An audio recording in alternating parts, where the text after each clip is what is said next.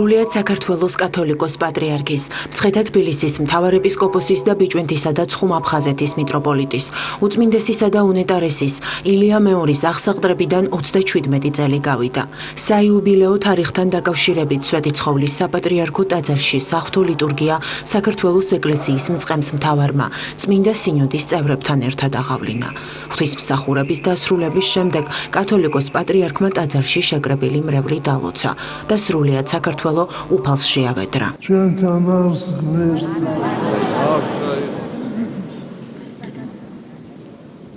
აი ეს სიტყვები წერია ბიბლიაში და მოსვლისთანავე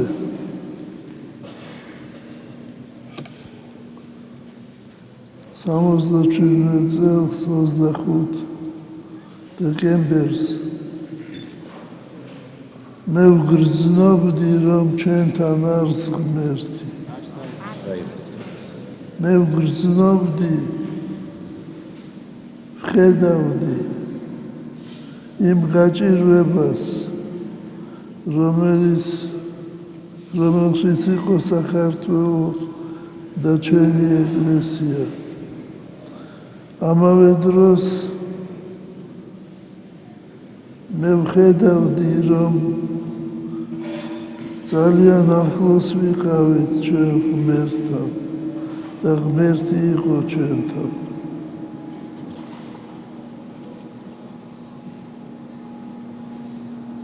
ამიტომ არადროს აი ამ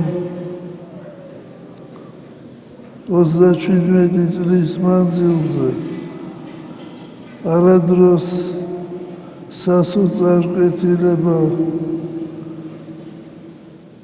არ ყოფილა ჩემში. მუდამ იმედი, იმიტომ რომ მე ვხედავდი ღვთის წყალობას, მე ვხედავდი იმ მადლს, რომელიც მოეფინა და რომელიც ეფინება საქართველოს. ბიბლიაში წერია, რომ ვინც უყვარს ღმერთს, იმას უგზავნის განსაცდელს. წმინდა მამები, როცა ცხოვრობდნენ უდაბნოში და როცა განსაცდელში არ იყვნენ,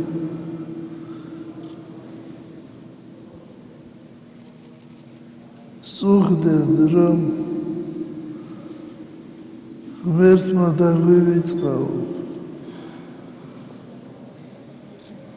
აი ეს გრძნობა, რომ ღმერთმა არ დაგვივიწყა და არადროს არ დაგვივიწყებს. იმიტომ რომ ღმერთი ხედავს გულსა კაცისასა. ქართველი ადამიანი დაჯილდოებულია აი ამ მოწყალე და მოსიყვარულე გულით. როგორც ამბობს წმინდა იოანე ღვთისმეტყველი, ღმერთი არის სიყვარული და ეს მადლი, ეს ჯილდო სიყვარულისა გვიბოძა ღმერთმა და ჩვენ ვმადლობთ უფალს ამ დიდი წყალობისათვის. აი ეს სიყვარული და ძალა ღვთისა მუდამ იფარავდა და მუდამ დაიფარავს ხილული და უხილავი მტრებისაგან საქართველოს.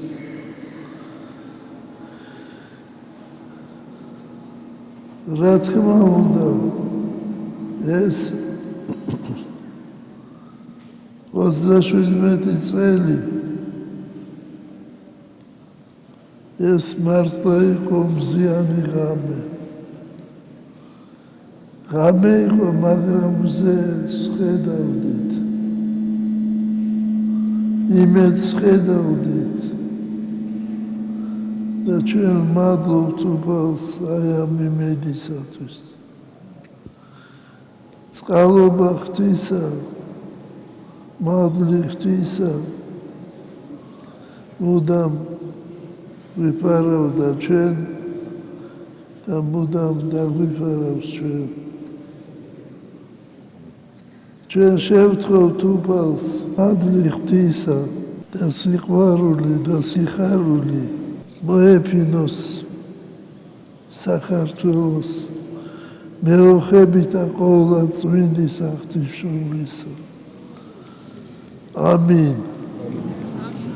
ღმერთმა დაგლოცოთ, გაგახაროთ, გაგაძლიეროთ. ღმერთმა დალოცოს ჩვენი ხელისუფლება და სრულიად საქართველო. ამინ. მღვდელმთავრების სახელით მისალოცის სიტყვა ამბა ალავერდელმა მიტროპოლიტმა დავითმა წაიკითხა. მღვდელმთავარმა ვრცლად მიმოიხილა საქართველოს ეკლესიის მწყემსმთავრის ღვაწლი და აღნიშნა, რომ ქვეყანაში სარწმუნოების განმტკიცება და ეკლესია მონასტრების აღმშენებლობა სწორედ კათოლიკოს პატრიარქის მოღვაწეობას უკავშირდება. ამ საზეიმო ჟამს თითეული ჩვენგანი იხსენებს წარსულს და განვლილ პერიოდს და ჩვენი ცხოვრების მძაფრ ეპიზოდებს, როგორც კარგს, ასევე გულსატკენს, უკავშირებს ერთ დიდ პერიოდს, არ შევცდებით თუ ვიტყვი ეპოქას, რომელსაც ქვია თქვენი პატრიარქობის ეპოქა. მზიანი ღამე, როგორც თქვენ მას უწოდებთ.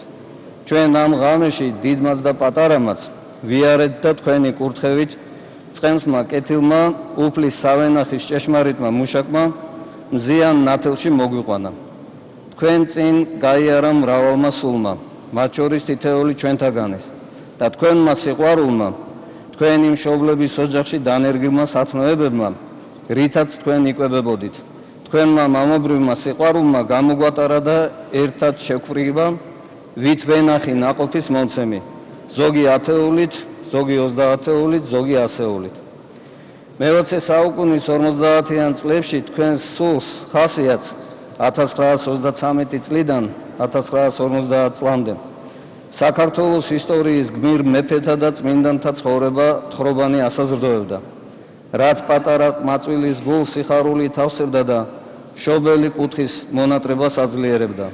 სკოლის დამთავრების შემდეგ იყო სიმბოლურ მისტიური, თუ შეიძლება ასე ითქვას, თერგდალეულთა ძნელი ისტორიული გზა. ძნელი, რადგან ბევრი წასულად უკან არ მობრუნებულა და თუ დაბრუნდა სხვაგვარი ჭკუით. საამქვეყნო ძგერა გულისა არ არის მხოლოდ სამშობლოს დუხჭირი ისტორიის ხილვით გამოწვეული ჭმუნმა წუხილი. ჭირის უფლობა სამშობლოს ტკივილისა არის დაცემის მიზეზის ძიება და ამ მდგომარეობიდან გამოსავალის ძებნა. ოჯახის სითბოში ლოცვით გამოსდილი სული რუსეთის სასულიერო აკადემიაში სწავლის დროს იღებს გადაწყვეტილებას.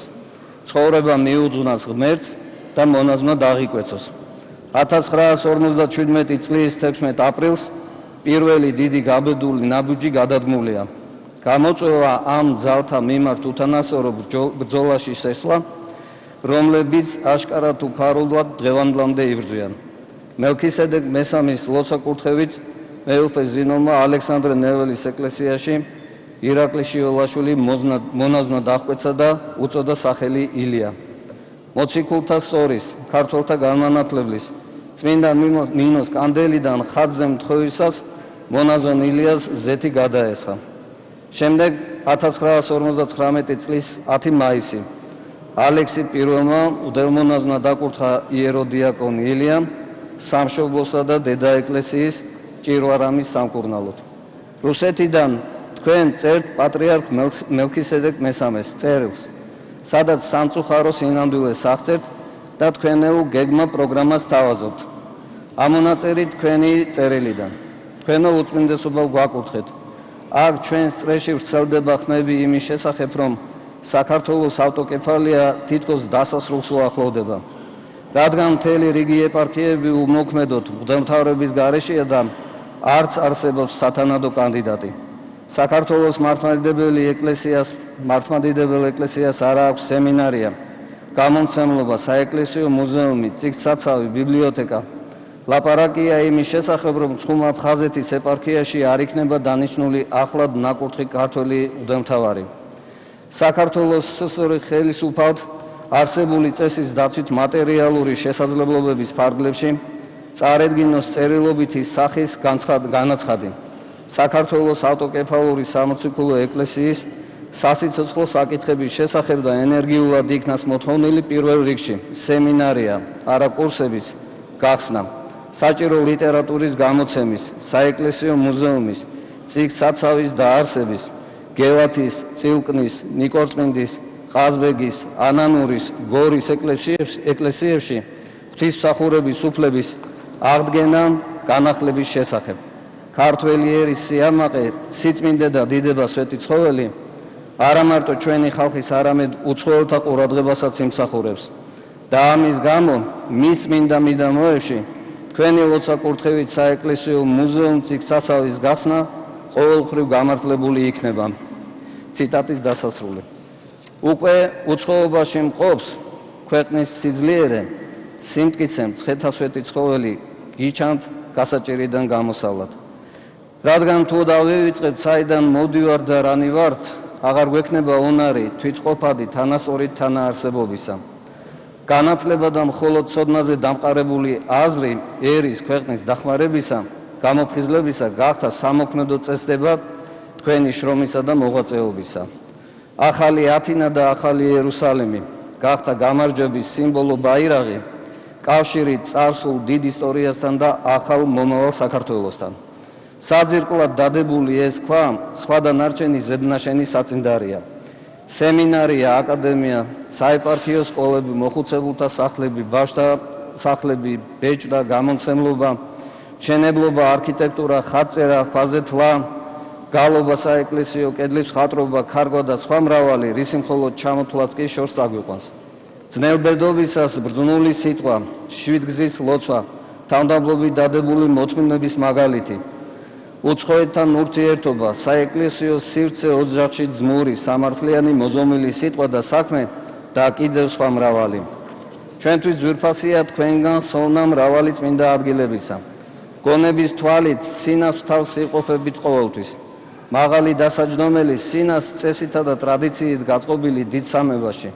ვისაც ერთხელ მაინც მოულოცავს სინას უდაბნო, დამერწმუნება პატრიარქისთვის კიბეზე ფეხშიშველა ასვლა მხურვალე მზეში, გახურებულ ქვის საფეხურებზე, მოსეს მწვერვალზე წმინდა სამების ტაძარში, ეს მწირობაა და საფრთხო ერისთვის, ქვეყნისთვის, უფლისთვის მდაბლად მირთმეული ძღვენი. ძღვენი სიტყვიერი კი სამების საკათედრო ტაძრის კურთხევის დღეს მადლობის გრძნობით, შრომაში და ბრძოლაში დამაშვრალის ღაღადია სამადლობელი, ყველაფრისათვის შეწევნისათვის. ო ღმერთო ერთო სამებაო წმინდაო, ერთარსო და განუყოფელო, დიდება და მადლობა შენდა. ღვთისკურთხეულო მამულო ჩვენო, უდაბნოსაშინა აღმომორჩებულო ყვავილო, უჭკნობელო ტაძარო სამებისაო, კლიტეო დავითისაო, მახვილო მესიისაო, ადიდე ღმერთი და იხარე მარად. და ბოლოს ჩვენთვის ყველასთვის გასახარად ამ 91 წლიანი სწავლის, შრომისა და ბრძოლის, გულის გერის, ძნელად სავალი გზის კიდევ ერთი და გონებ აღმატებული ბრწყინვალე მოვლენა. კავშირი დროსა და სივრცეში, მაგალითი წინაპართა და მით უფრო კათოლიკოს პატრიარქთა სიტყვა ანდერძის დაცვის და ასრულების დიდაქტიკური ნიმუში, სმენელთათვის და შემსწრეთათვის, სიწმინდისა წყარო და გახსენება ჩვენი ღირსების, ცხეთა წმინდა დედაქალაქის დაბრუნებული სტატუსი, უმართებულო წართმეული ღვთივჩენილი გვირგვინი, წმინდა მეფე ვახტანგ გორგასლის ბრძნული გულისხმისყოფა და ბრძოლა სულიერი დედაქალაქის დაცვისათვის და თქვენს მიერ კვლავ გაცოცხლებული ცხეთა წმინდა დედაქალაქი. რა გვეთქმის? მხოლოდ ერთი. დიდება და მადლობა ყოვლადწმინდა სამებას თქვენი მწყემსთავრობისათვის. ნაყოფი ნაშრომთა სჭამოი შენ, მოიხსენე უფალო დავით და ყოველი სიმშვიდე მისი. ამინ. იყავნ, მრავალჟამიერ თქვენს მწყემსთავრობას. სადღესასწაულო წირვას ქვეყნის პრემიერ-მინისტრი მთავრობის წევრებთან ერთად დაესწრო. ირაკლი ღარიბაშვილმა კათოლიკოს პატრიარქს აღსაყდრებიდან 37 წლის იუბილე მიულოცა და საქართველოს ეკლესიის საჭეთმყრობლის მოღვაწეობაზე ისაუბრა. თქვენო უწმინდესობავ, მე მინდა მთელი გულითა და სულით და დიდი სიყვარულით მოგილოცოთ თქვენი აღსაყდრებიდან 37 წელი. ეს დღე ჩვენთვის არის ძალიან მნიშვნელოვანი, ძალიან ძვირფასი. ქართველმა ხალხმა ამ 37 წლის განმავლობაში გამოიარა ურთულესი განსაცდელები. და ძალიან მნიშვნელოვანი არის ის, რომ თქვენ ყოველთვის ასოცირდებით იმედთან, ნუგეშთან, ქართველი ერის, ჩვენი ხალხის და თქვენ ყოველთვის იდექით გახართ და იქნებით ქართველი ერის გვერდით. განსაცდელის ჟამს და ხინის ჟამს. ჩვენ ვართ მართლაც ბედნიერი, ძვირფასებო, რომ ჩვენ გვყავს ისეთი ღირსეული, ერის სულიერი წინამძღვარი, როგორიც არის ჩვენი უსაყვარლესი პატრიარქი. სრულიად საქართველოს კათოლიკოს პატრიარქს ინტრონიზაციის დღეს რიგითი მოქალაქეები უდიდესი სითბოთი და სიყვარულით ულოცავდნენ. დღევანდელი დღე უნდა მიულოცოთ მთელ საქართველოს. რამე თუ 37 წელი პატრიარქის აღსაყდრებიდან ეს არის 37 საუკუნის ტოლი, რამე თუ საქართველო გადარჩა. იმედი და სასოება ნუ მოუშალოს ქართველ ერს და დღევანდელი დღე დალოცოს უფალმა, რომ მომავალი კვლავ და კვლავ უფრო გააძლიეროს და გაამკლიანოს. როგორც იტყოდა და იტყვის უწმინდესი, ერთობილი საქართველოს გამარჯვება გვეზაიმოს.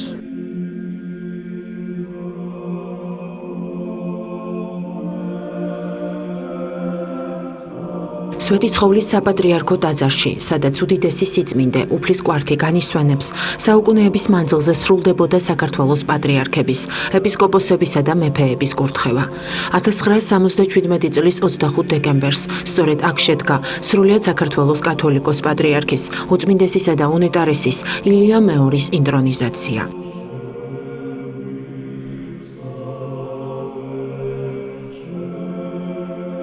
ეს იყო დღე, რომელიც მთელმა საქართველომ აღიქვა როგორც ახალი სიცოცხლის, რაღაც კეთილი მომავლის დასაწყისი და ძალიან დიდი იმედი ჰქონდა ქართველ ერს, რომ რაღაც ძალიან დიდი ცვლილებები მოხდებოდა.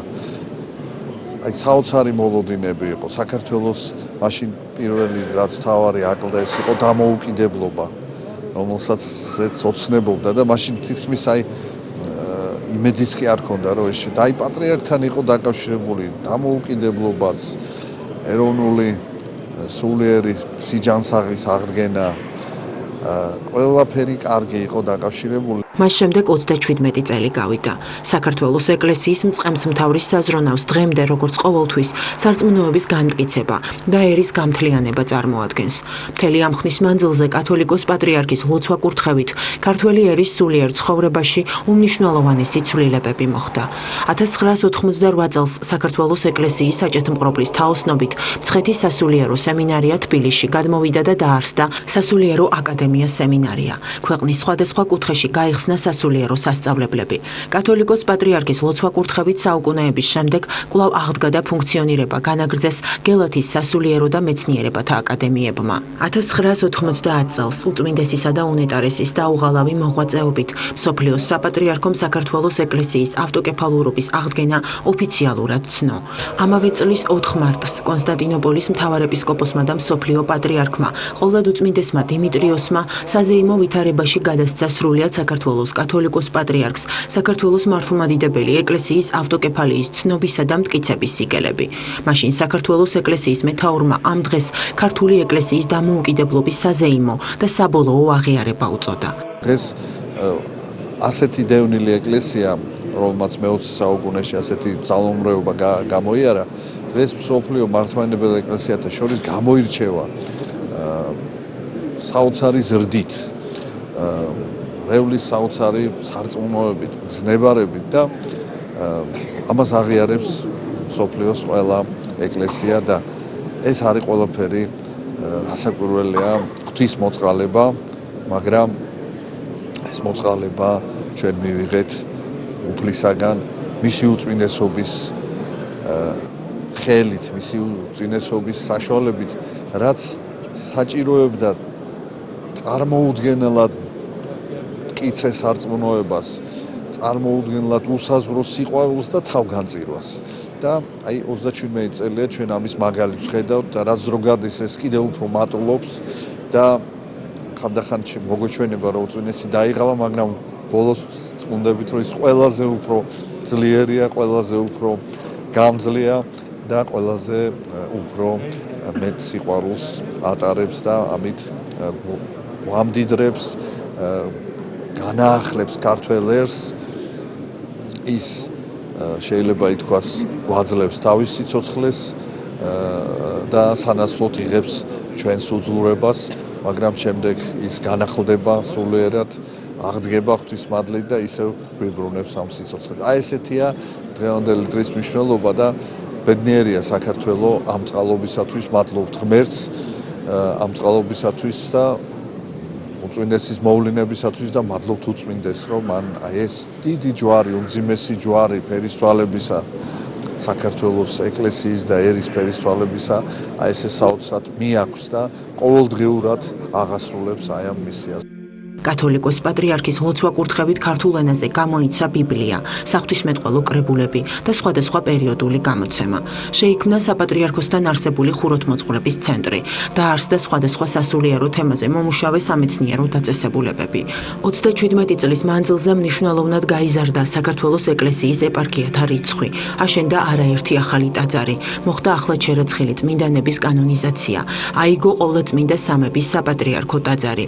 კათოლიკოს პატრიარქის ლოცვა-კურთხევით მახათას მთაზე ივერიის ღვთისმშობლის ხატის სახელობის სამონასტრო კომპლექსის მშენებლობა დაიწყო. საქართველოს ეკლესიის საჭეთმყრობელი სითბოსა და სიყვარულს ყველას თანაბრად უნაწილებს. ამის ნათელი მაგალითია საუკუნეების მანძილზე სამშობლოს მოწყვეტილი და უცხოეთში მცხოვრები ქართველობა, რომელთანაც კათოლიკოს პატრიარქს აქტიური ურთიერთობა აქვს. როგორც ჩვენში ამბობენ, ბედნიერია ერი, რომელსაც უფალმა ასეთი სულიერი მამა მოუვლინა შემწედ და მფარველად. საპატრიარქოს ტელევიზია ერთსულოვნების სახელით, უდიდესი სიყვარულით, მოკრძალებითა და პატივისცემით ვულოცავთ ჩვენს პატრიარქს აღსაყდრებიდან 37 წლის თავს და ვუსურვებთ დღეგრძელობას.